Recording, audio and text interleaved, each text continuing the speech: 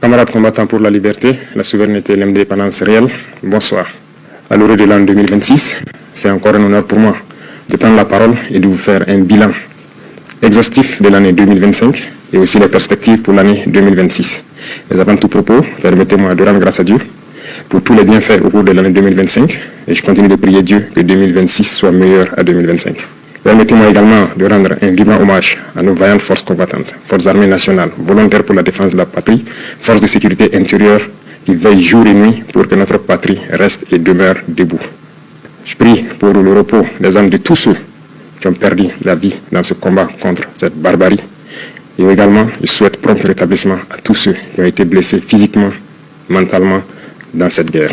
2025 fut une année où beaucoup de projets ont débuté. Parlons du secteur de la défense et de la sécurité, ce secteur qui nous intéresse tant dans ce combat. Beaucoup d'efforts ont été consentis dans le recrutement de personnel au niveau des différentes forces. Également, plusieurs formations ont été entamées au sein de nos propres armées de façon endogène, ce qui a permis de créer beaucoup d'unités spécifiques qui font un travail remarquable sur le champ de bataille. En termes d'équipement, il y a eu l'arrivée au cours de l'année 2025 de beaucoup d'équipements lourds, mais également des équipements stratégiques que nous n'avons pas voulu présenter. Cet équipement va se poursuivre et le renforcement des effectifs va également se poursuivre au cours de l'année 2026 et la guerre va continuer à s'intensifier et notre armée va continuer de monter en puissance. Plusieurs opérations ont eu lieu sur le théâtre des opérations. Nous retenons principalement une opération audacieuse qui a été lancée il y a 2 mois de cela, l'opération qui a été baptisée l'Almazga, en français mur de glace. Cette opération audacieuse a permis à nos forces combattantes de se poser dans les sanctuaires de l'ennemi, là où depuis 5-6 ans, on croyait impossible d'atteindre, nos unités ont mis pied et ont reconquis ces zones. Ces opérations ont permis donc la reconquête de plusieurs dizaines de villages, en passant par la région donc de Nakambe, Napade notamment aux abords donc du barrage de Kompianga, en remontant par Namungu dans le Goulmou, en passant par Zagadegan dans le Pilsé, mais également la zone de Namsigia autour de Djibo et Toulfé entre Djibo et Titaou. Ces opérations ont été menées avec la plus grande audace et l'ennemi a été écrasé sur le passage de nos forces combattantes qui s'y sont installées et continuent leur progression au fur et à mesure. Les opérations vont se poursuivre jusqu'aux limites de nos frontières pour vaincre cette hydre terroriste qui trouble la quiétude de Burkinabé. L'armée va continuer à monter en puissance, les forces de sécurité intérieure également. Il y aura un petit changement qui va permettre au VDP de se projeter plus en avant pour appuyer les autres forces. Cette situation de conflit a également fait que nous avons malheureusement des personnes déplacées internes qui attendent toujours de rejoindre leur village. La reconquête se poursuit certes, mais au niveau de l'action humanitaire, nous avons entrepris un certain nombre de démarches au cours de l'année 2025, notamment en construisant des abris initialement pour ceux qui sont accueillis dans certains villages, mais pour ceux qui sont réinstallés, nous avons beaucoup d'efforts que nous avons consentis en reconstruisant des écoles, en faisant des fourrages, en aménageant des terres et pour pouvoir les réinstaller et qu'ils puissent vivre dignement au retour dans leurs villages respectifs. Nous allons poursuivre cette tendance parce que nous ne voulons pas que nos populations qui retournent dans leur village restent dans l'assistanat. Nous voulons qu'elles puissent contribuer, qu'elles puissent produire et pouvoir vivre dignement. Voilà pourquoi le ministère donc, de l'Action humanitaire est basé sur les différents ministères pour pouvoir accompagner toutes ces personnes déplacées internes initiales au retour dans leur village, de pouvoir s'installer et avoir donc de quoi travailler dans leurs villages respectifs. Cette dynamique va se poursuivre d'autant plus que beaucoup de villages sont en train d'être reconquis à l'instant même où je parle. Chaque villageois qui se réinstalle doit pouvoir travailler et se nourrir lui-même. Parlant du domaine de la santé, plusieurs efforts ont été consentis. Il s'agit notamment donc de la construction des centres médicaux communaux qui ont vu le jour en 2025 et cette dynamique va se poursuivre. Certains sont en phase de finition, mais d'autres sont donc en début de construction. L'équipement de ces centres va permettre de rehausser donc le niveau de l'offre de soins au niveau de nos populations. Pour les centres existants, le plateau technique a été amélioré en termes de laboratoire, en termes d'imagerie. Ces offres de soins vont continuer de s'améliorer au profit de nos populations, mais également au profit donc, des populations de nos pays voisins, parce que le nombre de patients venus des pays voisins a connu donc un accroissement considérable au cours de l'année 2025, dû principalement à notre politique de revoir à la baisse les coûts des prestations de santé. Nous allons poursuivre dans cette dynamique au cours de l'année 2026, avec la pose aussi des pierres de 9 centres de santé à l'image du centre de santé de Pala. Toutes ces infrastructures vont donc connaître un début au cours de l'année 2026. Dans le domaine de l'éducation, plusieurs projets ont eu lieu. notamment donc la mutation et la modernisation de nos structures éducatives, des constructions qui désormais vont aller en hauteur. Et donc il y a un projet pour que 2026 soit le début effectif de l'implémentation de ce type de centres d'éducation tout au long de l'année et partout sur le territoire national. Vous savez bien que nous sommes dans une mutation pour amoindrir un peu l'effet de l'enseignement général et mettre l'accent sur l'enseignement technique et professionnel. Cette mutation est en cours. Beaucoup de lycées techniques et professionnels verront le jour, mais également très bien équipés pour pouvoir répondre aux besoins de développement de notre patrie. Du côté de nos étudiants, beaucoup de centres universitaires verront le jour donc, au cours de l'année 2026, mais déjà en 2027, nous avons commencé la construction d'un certain nombre d'amphithéâtres et de bâtiments pédagogiques. Certains sont en phase de finition et d'autres finiront en 2026. Nous poursuivrons cette dynamique pour permettre à tous les centres universitaires, à toutes les universités, de pouvoir étudier de façon digne et aussi la modernisation en ce qui concerne l'Internet et l'éducation virtuelle va se poursuivre parce que nous venons d'acquérir donc un certain nombre de serveurs au profit uniquement des universités pour que les étudiants puissent avoir des bibliothèques en ligne et cette dynamique va se poursuivre. Les laboratoires vont continuer à monter en puissance et nous allons ainsi donner un espace à nos étudiants de faire des cours théoriques, mais également de faire la pratique et de s'exprimer pour que petit à petit, leur éducation passe d'une éducation théorique à une éducation pratique pour la production au profit de nos populations. Dans le domaine des infrastructures, beaucoup d'efforts ont été consentis.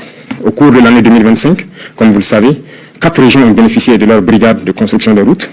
D'autres équipements spécifiques de terrassement et également de bitumage sont arrivés. Et au cours de l'année 2026, s'il plaît à Dieu, 4 autres régions en début d'année seront dotées de brigades de construction des routes et ça sera le début effectif de construction d'un certain nombre de routes nationales et départementales en plus des autoroutes qui sont programmées. Nous voulons aller à un rythme soutenu, ce qui nécessite que nous équipons toutes les régions avant de pouvoir nous projeter de façon efficace, comme cela a été le cas avec le lancement des travaux de l'autoroute. Nous avons opté de changer le modèle d'urbanisme. L'État va prendre en compte la construction de nos villes. Aujourd'hui, la construction de nos villes est un impératif parce que ce que nous vivons, le problème sanitaire est dû au fait qu'il n'y a pas d'assainissement dans nos villes. Les espaces sont trop grands et nous avons opté de construire en hauteur. 2026 verra le début de grands projets dans ce domaine d'urbanisation et de concentration des populations pour exploiter l'espace et pouvoir assainir pour que nos populations puissent vivre dignement et en très bonne santé dans des centres assez propres côté environnement et côté sanitaire. Dans le secteur minier, 2025 a connu des innovations majeures. Il s'est agi pour nous de faire en sorte de nous approprier de nos ressources minières, ce qui a conduit l'État à d'abord s'approprier d'un certain nombre de mines en rachetant avec certains partenaires, mais également en se mettant à l'exploitation des mines tant industrielles que semi-mécanisées, à travers la création donc, de la SOPAMIB. Également, les sorties d'or incontrôlées ont connu donc une baisse significative à travers la création de la SONASPE qui a permis d'avoir un contrôle tant sur l'orpaillage traditionnel que sur l'exploitation industrielle donc, de nos ressources minières. Le secteur de l'énergie va connaître également une mutation en 2026 à travers la création d'une initiative. Une initiative qui va être axée sur l'eau et l'énergie pour permettre à nos populations de bénéficier d'eau potable partout où elles sont et également de bénéficier de l'électricité pour pouvoir vaquer à leurs occupations. Dans ce sens, nous avons entamé en 2025 un certain nombre de projets pour accroître l'offre d'énergie et aussi être indépendant pour diminuer les importations d'énergie au Burkina Faso. Chers frères et sœurs, chers parents, 2025 a été une année riche en termes d'agriculture et d'élevage. Nous avons assigné donc des objectifs au ministère de l'Agriculture et par la grâce de Dieu, la pluviométrie fut bonne et nous avons dépassé les objectifs pour plusieurs spéculations et d'autres bien atteints. L'autosuffisance alimentaire, qui est un combat de tous les jours que nous menons, nous pouvons dire aujourd'hui nous avons atteint l'autosuffisance alimentaire au cours de l'année 2025. Nous allons poursuivre les efforts dans le secteur de l'agriculture, notamment en rachetant des machines tant pour les labours que pour les récoltes, en faisant des labours gratuits, fortement subventionnés au profit de nos populations, en subventionnant les intrants et également en leur fournissant des semences de qualité produites par nos chercheurs.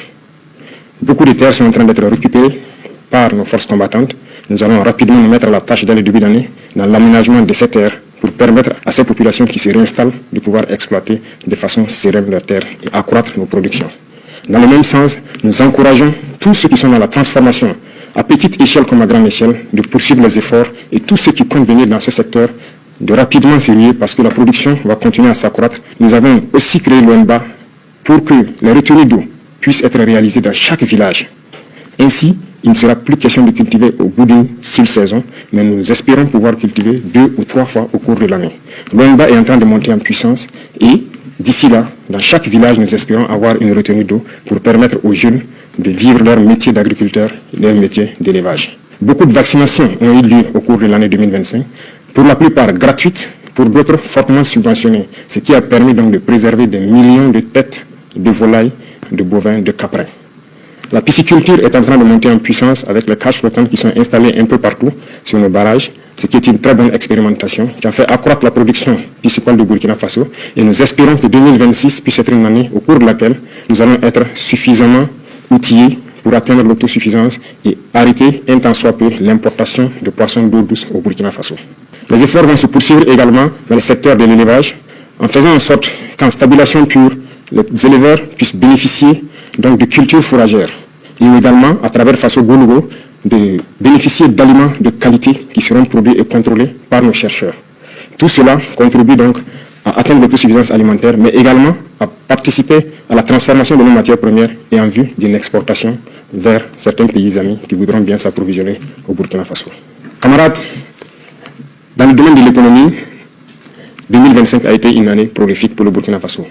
Je peux dire, en macroéconomie, sans me tromper, que notre économie se porte très bien.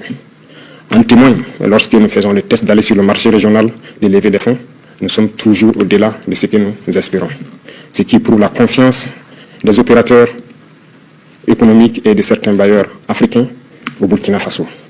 Nous allons poursuivre les efforts, tant dans le domaine des impôts, de la douane, mais également de la digitalisation des opérations pour diminuer le risque de fraude au niveau donc de notre économie. C'est dans ce sens qu'à partir de janvier, il sera lancé normalement la facture électronique certifiée qui doit permettre au commerce de pouvoir se faire sans corruption. Et cela permettra donc encore d'accroître les recettes de l'État et de pouvoir mener un commerce sain au profit donc de nos populations. Nous allons poursuivre les efforts dans le domaine de l'économie à travers une économie saine qui doit permettre à ce que les investissements soient structurants et continuer à diminuer les dépenses de fonctionnement au niveau de l'administration. Les efforts consentis au niveau de l'agriculture, au niveau de la défense et dans tous les secteurs des infrastructures, notamment en prenant en compte la construction de nos infrastructures nous-mêmes, permettent de faire beaucoup d'économies d'échelle. Dans le domaine de l'énergie et de l'eau, les initiatives qui vont venir doivent permettre également de faire des économies d'échelle et de pouvoir investir dans des secteurs structurants. Tout cela doit permettre à l'économie burkinabé de faire une avancée significative. En plus de cela, les ressources minières que nous allons exploiter par nous-mêmes maintenant va permettre en 2026 de faire un bond considérable en matière de PIB pour que le Burkina Faso puisse, dans un laps de temps, devenir une économie émergente à travers le monde. Dans le domaine donc de la culture, nous poursuivons les efforts, de sorte que nous revenons petit à petit à nos valeurs, à nos racines. Il n'y a que par cette manière que nous pourrons nous affirmer et développer notre nation. Je le dis parce que revenir à l'éducation technique et professionnelle et en combinant cela avec nos valeurs, nos connaissances endogènes, nous pouvons créer et innover à partir de ce qui existe et pouvoir arrêter un tant soit peu les importations d'un certain nombre de produits au Burkina Faso. Il y a beaucoup de savoirs endogènes qui permettent de transformer déjà nos matières premières. Il suffit d'ajouter de la science pour que cela puisse nous aider. Et la culture fait partie de tout cela et participe activement au développement de notre nation. Sur nos valeurs endogènes, nous allons mettre l'accent au niveau de nos écoles et des tout-petits. Parce que le Burkinabé, l'homme intègre, a des valeurs qui nous ont été léguées par nos ancêtres. Des valeurs d'honnêteté, des valeurs d'intégrité, des valeurs de dignité et des valeurs de patriotisme. Et tout cela pourra s'enseigner à travers la culture, aussi au niveau des tout-petits, pour que nous construisions des Burkinabés de demain. Beaucoup d'événements culturels ont eu lieu en 2025, mais en 2026 également, beaucoup d'événements culturels auront lieu. Il y a des grands projets dans le domaine de la culture, mais tout cela, comme je l'ai dit, doit être axé sur nos valeurs ancestrales endogènes qui doivent permettre de créer de nouveaux Burkinabés basés sur nos propres valeurs. Tout cela doit faire la différence avec le Burkinabé que l'impérialisme a voulu bien construire au Burkina Faso. Le Burkinabé nouveau doit être quelqu'un qui se départit de toute corruption et qui doit mettre la patrie au devant de tout ce qu'il fait. C'est à ce sens que nous pourrons vaincre ce terrorisme qui nous menace également aujourd'hui, mais également pouvoir développer de façon consistante tout ce que nous produisons ici et pouvoir être une nation puissante et émergente. 2025 a été une année d'industrialisation également. Beaucoup d'unités industrielles ont vu le jour, notamment dans la transformation de nos matières premières, et beaucoup de ces unités ont été accompagnées par l'État à travers le Fonds burkinabé de développement économique et social, mais aussi des banques étatiques. 2026 sera aussi une année industrielle beaucoup plus importante parce que nous avons beaucoup d'unités industrielles qui seront prêtes au cours de l'année 2026. Mais également, comme vous pouvez le constater, nous avons accordé des financements à certains privés à travers donc les institutions étatiques et certains fonds nationaux pour les accompagner à la création d'unités industrielles qui doivent transformer nos matières premières essentiellement. Nous avons fusionné les fonds en 4 grands fonds qui doivent permettre d'aider tous ceux qui veulent entreprendre et qui ont un minimum dans le domaine principalement de la transformation et aussi de l'agriculture. Ces domaines sont très importants pour nous parce que c'est en produisant et en transformant ce que nous produisons que nous pouvons devenir une nation puissante. Et donc l'État, en transformant ces fonds, veut avoir une marge importante pour pouvoir aider tous ceux qui sont du privé et également les entreprises nationales, étatiques, qui doivent émerger en 2026 pour que cette transformation de nos matières premières soit une réalité. Également, le domaine du coton, qui autrefois était exporté brut, la première unité industrielle sera prête en 2026 et nous allons continuer avec d'autres unités industrielles pour transformer notre coton. Ceci dit, tout ce qui est matière première que nous produisons, nous allons essayer autant que possible d'installer des unités industrielles pour la transformation et 2026 sera une année où nous allons avoir un budget important à injecter au niveau des fonds pour aider tous ceux qui ont des projets structurants dans ce domaine. Dans le domaine du sport, nous avons investi beaucoup à travers donc, le Bureau national des grands projets, également à travers le ministère au cours de l'année 2025. Un stade est en construction à Bobo-Dioulasso et qui doit finir en début 2026, mais également à travers toutes les régions, nous comptons créer des espaces pour permettre aux jeunes, premièrement, de faire du sport pour rester en bonne santé, pour faire en sorte que notre jeunesse ne soit pas oisive. Cela contribue à la santé physique, mentale, mais également à la productivité de la jeunesse dans notre nation. Nous allons poursuivre les efforts dans ce sens au profit de la jeunesse et développer tous les types de sports qui puissent être développés au Burkina Faso et qui puissent faire en sorte que la jeunesse soit en cohésion parfaite. À toutes les équipes qui représentent le Burkina Faso à l'extérieur dans les compétitions internationales, nous leur souhaitons plein succès pour 2026 et particulièrement les étalons qui aujourd'hui défendent les couleurs nationales, nous leur souhaitons plein succès jusqu'à la victoire finale. Camarades combattants, le domaine de la justice est un domaine qui nous tient à cœur. Aucune nation ne peut se développer dans l'injustice. L'injustice crée des tensions, crée des conflits et crée donc des problèmes au sein de la société. Voilà pourquoi nous nous sommes attaqués à ces phénomènes et nous allons restructurer totalement la justice au cours de l'année 2025.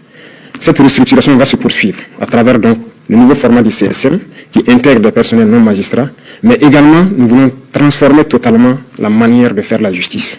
Et tout cela, je parlais de culture tantôt, nous avons décidé d'incorporer nos valeurs endogènes de gestion des conflits au sein de la justice. C'est ce qui donc a permis de prendre des textes pour intégrer donc la justice traditionnelle, c'est-à-dire le mode traditionnel de règlement de nos conflits. Il faut que nous revenions aux sources également dans ce domaine de la justice.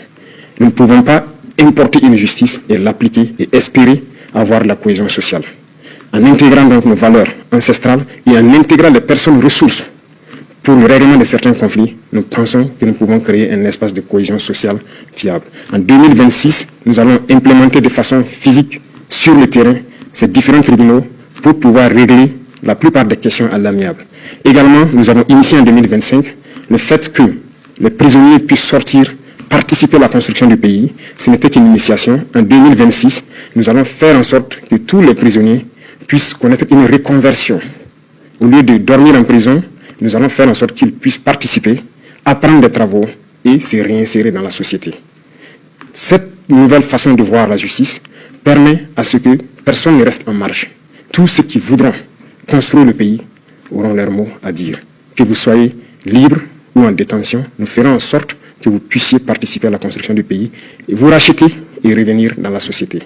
Les efforts vont se poursuivre au niveau de la justice, dans la digitalisation également de tous les actes, de sorte que les usagers n'aient pas à se déplacer forcément vers les tribunaux qui se retrouvent généralement dans les centres urbains et qu'ils puissent rester de là où ils sont pour pouvoir avoir accès à une justice équitable. Il y a tous les documents donc, que la justice peut délivrer.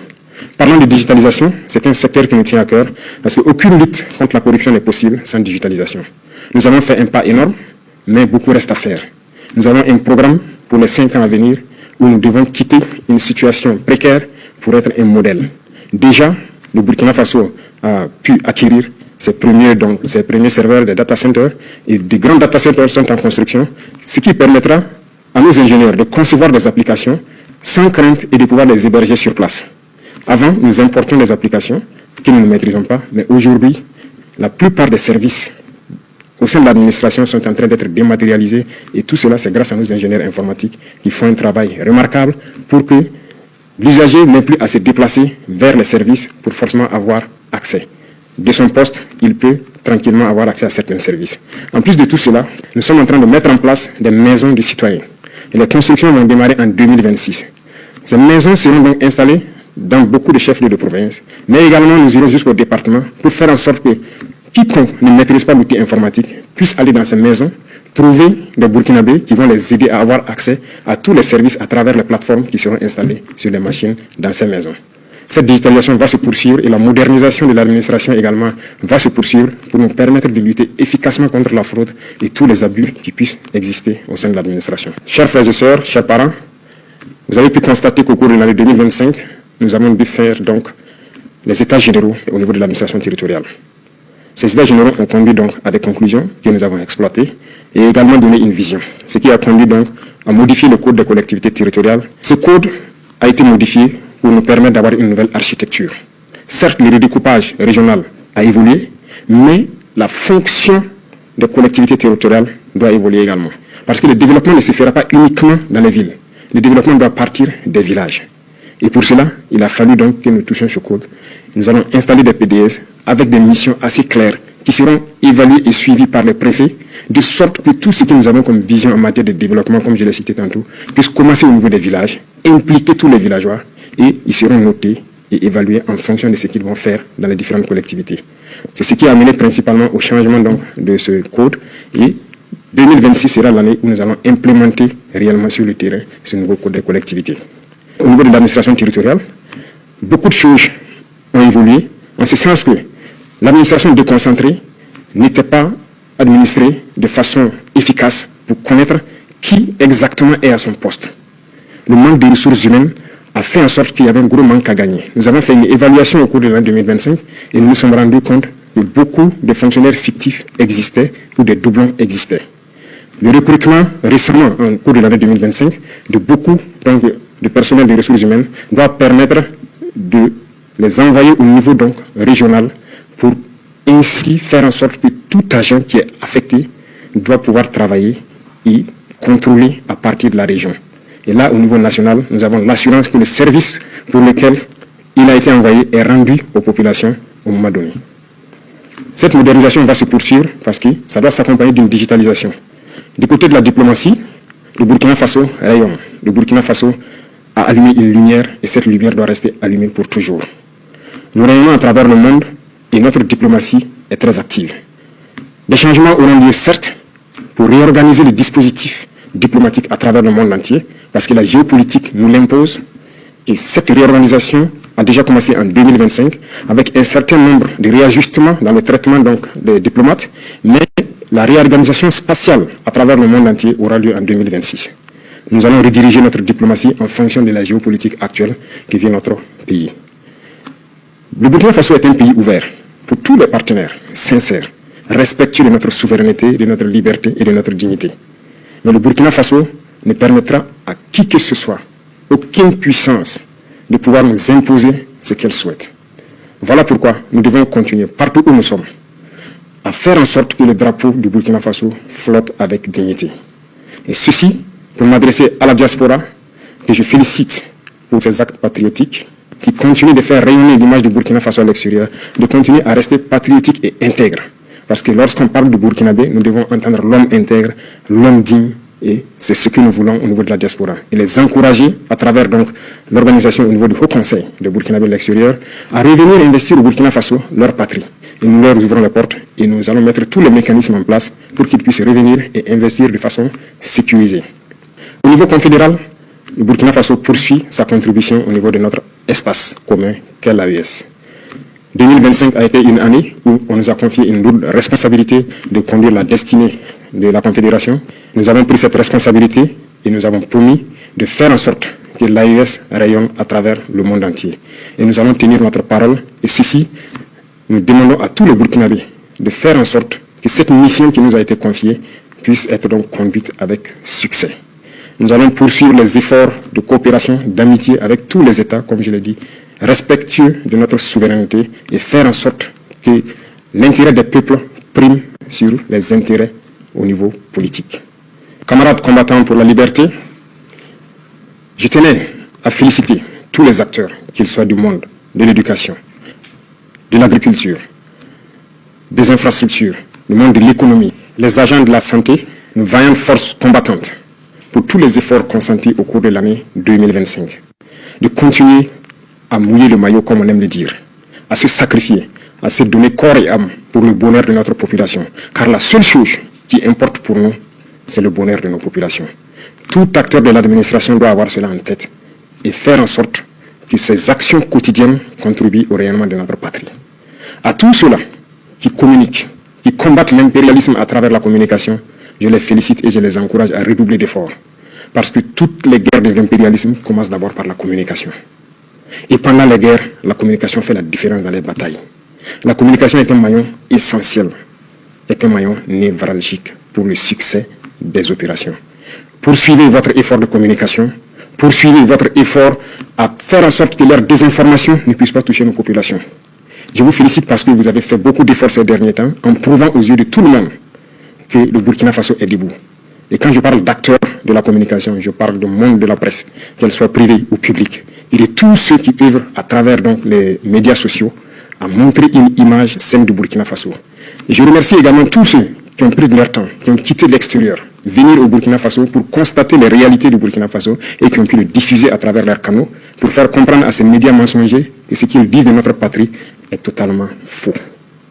Continuez dans ce sens parce que je le dis et j'insiste, la communication est un maillon névralgique dans le succès de notre lutte. Les révolutions passées n'ont pas abouti, nous connaissons les causes, mais nous ferons en sorte que cette révolution aboutisse pour le bonheur de nos populations. Le Burkinabé est intrinsèquement révolutionnaire. Voilà pourquoi toute la population doit mettre la main à la pâte, faire en sorte que la communication, l'intoxication et la désinformation de l'impérialisme ne passent pas. Pour tous ceux qui sont encore sceptiques, qui ne croient pas en la dynamique, je les invite à regarder un peu dans le rétroviseur, dans le passé, il y a quelques années, comment était le Burkina Faso, à faire un meilleur culpa et voir exactement ce qui a été fait au bout de ces 3 années et rejoindre le bateau.